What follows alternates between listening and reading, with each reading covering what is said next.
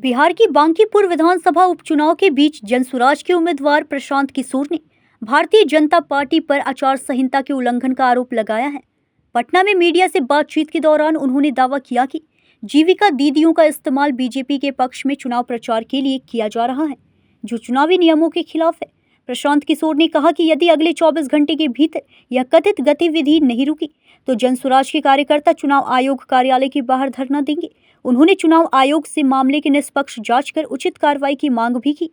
फिलहाल इन आरोपों पर चुनाव आयोग या बीजेपी की ओर से कोई आधिकारिक प्रतिक्रिया सामने नहीं आई है।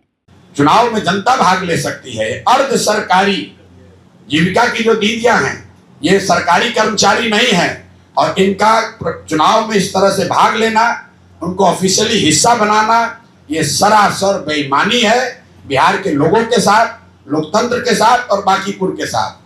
तो आज हम लोग इलेक्शन कमीशन के पास जाएंगे, उनको ये अंतिम 24 घंटे का मौका दे रहे हैं।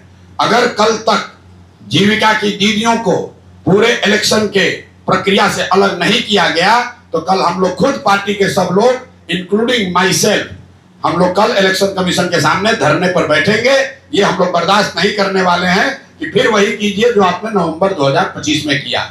इलेक्शन कमीशन ये समझता है, यहाँ के पदाधिकारी ये समझते हैं कि डेलीगेशन आएगा, नोटिस देंगे, हम उसको इग्नोर कर देंगे, चुनाव जीत जाएंगे और फिर उसके बाद कहेंगे देखिए जनता हमारे पक्ष में है। भाई यहाँ पर भाजपा बिल्कुल हार रही है। अगर नहीं हार रहे हैं तो कल तक ये कह रहे थे कि कुत्ता बिल्ली को भी खड़ा करेंगे तो बांकीपुर जीत जाएंगे। आज इतनी घबराहट है कि पूरी की पूरी भाजपा लगी हुई है।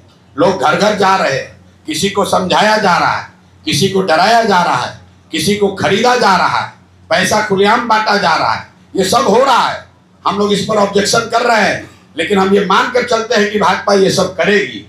लेकिन जिस तरीके से सरकारी कर्मचारियों का इस्तेमाल आप कर रहे हैं, जीविका की दीदियों को, हजारों दीदियों को लगाकर, चूंकि ये महिलाएं ये माध्यम है कई सरकारी योजनाओं को महिलाओं से कनेक्ट करने के लिए। ये न्यूज़ इंडिया 24 से काजल सिंह, ब्यूरो रिपोर्ट।